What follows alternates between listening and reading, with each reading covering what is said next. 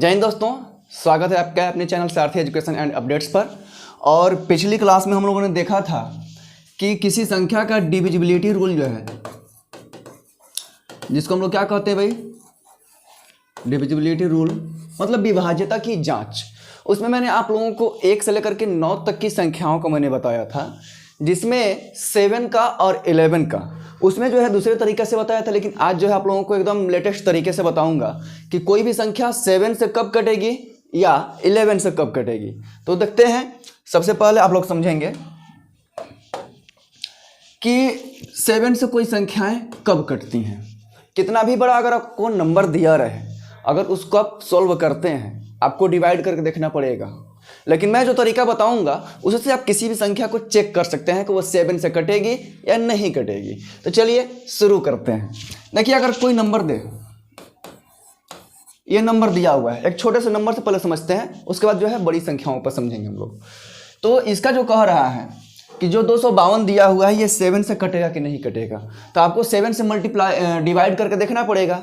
लेकिन हम लोग डिवाइड करने नहीं जाएंगे, कौन उतना भाई काम करने जाए, दुनिया आराम की हो गई है ना, डिजिटल चल रहा है। तो सारे संख्याओं को देखेंगे कि ये 7 से कटने के लायक है कि नहीं है।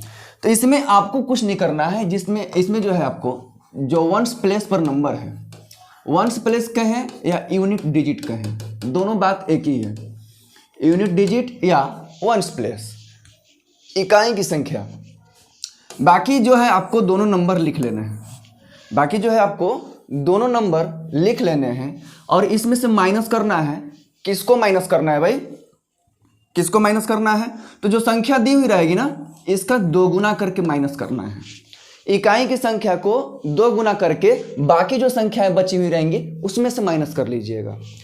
ध्यान रखिएगा, फिर से एक बार समझ लेते हैं कि जो भी आपको संख्याएं दी हुई रहेंगी उसमें इकाई की संख्या को हम लोग क्या करेंगे, इकाई की संख्या को छोड़ देना है आपको। आपने छोड़ दिया, यहाँ पर कितना बच गया 25, हमने 25 लिख लिया। लिखने के बाद इसमें से माइनस करेंगे, जो इकाई की संख्या रहेगी उसको 2 गुना करके उसको हम लोग 2 से मल्टीप्लाई करेंगे। तो यहाँ पर 25 हो जाएगा और माइनस ये क्या हो जाएगा भाई 4, कितना आया आपका 21। अगर ये आप कैलकुलेशन करते हैं तो यहाँ पर जो आपका फाइनल जो आपका नंबर आएगा, या तो वो 7 का मल्टीपल होना चाहिए, या तो वो 7 का मल्टीपल होना चाहिए, या यहाँ पर अगर 0 आ जाए, या तो वो 7 का मल्टीपल होना चाहिए या तो फिर 0 आ जाए।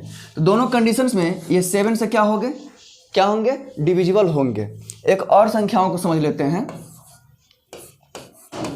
जैसे मान लीजिए कि ये संख्या दिया हुआ है, अब कहें कि ये 7 से कटेगा कि नहीं कटेगा, तो बाकी जो है आप 1 to 7 को लिख लिए और इसका जो है आपने 2 गुना करके इसमें से माइनस कर लिया 121।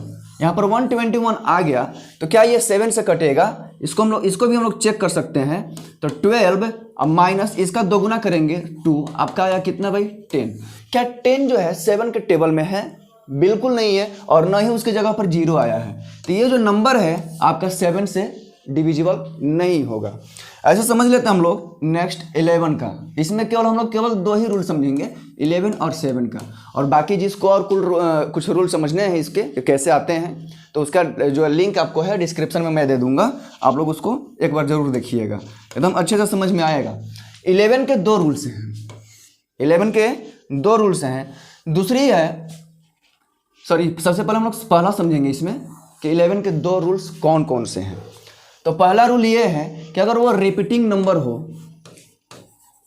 अगर वो रिपीटिंग नंबर हो 2 टाइम्स 4 टाइम्स 6 टाइम्स 8 टाइम्स, अगर इस फॉर्म में दिया हो, अगर एग्जाम्पल की बात करें तो एग्जाम्पल के थ्रू ही समझेंगे।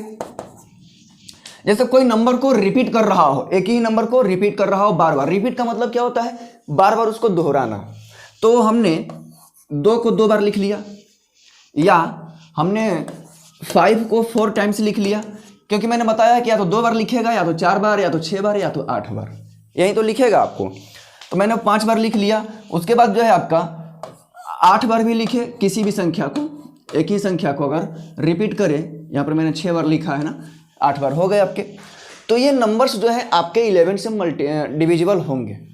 ये नंबर्स जो हैं ये आपके 11 से क्या होंगे? डिविजिबल होंगे। दूसरा तरीका आप समझते हैं, ये तो रिपीटिंग नंबर था, ये तो आसान था। दूसरा तरीका ये है कि अगर आपको कोई नंबर दे दे, जैसे मान लो कि मैं इसी को ले रहा हूँ कि ये 11 से कटेगा कि नहीं कटेगा, हमने उस नंबर को ले लिया। अब ध्यान देंगे, इस नंबर को हमने लिख लिया सबसे पहले। इसके बाद क्या करना है, इसके बाद ये करना है कि इस पर आप नंबर काउंटिंग कर लो। कितने नंबर है भाई? 4 ठो नंबर है, 4 ठो नंबर है। बस इसका ध्यान रखिएगा, plus odd minus plus even. अब ये चीज़ें कैसे समझ में आएंगी भाई? दूसरा तरीका बहुत आसान है, बहुत आसान। कोई भी अगर नंबर दे दे, ये तो रिपीटिंग नंबर था तो हमने आसानी से कर लिया, लेकिन कोई भी नंबर आपको दे दे और बोले कि ये 11 से डिविजिबल है कि नहीं है, तो कैसे बनाएंगे? अब ध्यान दो, मैंने क्या लिखा है, सबसे पहले जो ऑड प्लेसेस पर होंगे, ऑड प्लेस पर यानी कि ये 5 और ये 5 ऑड प्लेस पर हैं, तो इसको हम लोग ऐड कर लेंगे। ऑड प्लेस वाले को हमने ऐड कर लिया, माइनस कर दिया अकॉर्डिंग टू ट्रिक। अब जो है इसको इवन वाले को प्लस कर लीजिए। क्या करेंगे? इवन वाले को प्लस कर लेंगे। ये आपका 10 माइनस 10 क्या आ गया आपका? 0। यहाँ पर भी या तो 0 आए या तो 11 का मल्टीपल आए, 0 आए या 11 का मल्टीपल आए, तो वो 11 से क्या हो जाएगा? डिविजिबल होगा। एक लास्ट हम लोग एक और नंबर लेकर के समझ लेते हैं। कोई भी नंबर लिख लें, ठीक है? हमने ये नंबर लिख लिया,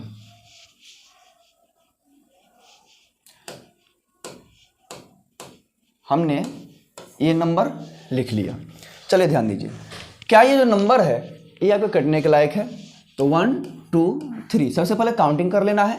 काउंटिंग करने के बाद जो ऑड प्लेस पर हैं उनको अलग जोड़ लेंगे और माइनस इवन वाले को अलग रखेंगे। तो 9 माइनस 9 क्या हो जाएगा भाई? 0। क्या हो जाएगा? 0। तो यहाँ पर आपका जो लास्ट नंबर है, जो आपका लास्ट आंसर होगा, या तो आपका 0 होना चाहिए या 11 का मल्टीपल होना चाहिए, देन वो डिविजिबल बाई 11। तो आपको कैसी लगी ये क्लास, ये जरूर बताएं कमेंट में। अगर आप चैनल पर नए हैं तो चैनल को सब्सक्राइब कर लें, और फेसबुक पर देख रहे हैं तो पेज को फॉलो कर लें। ऐसे ही मिलते हैं नेक्स्ट क्लास में कुछ ट्रिक के साथ। तब तक के लिए जय हिंद।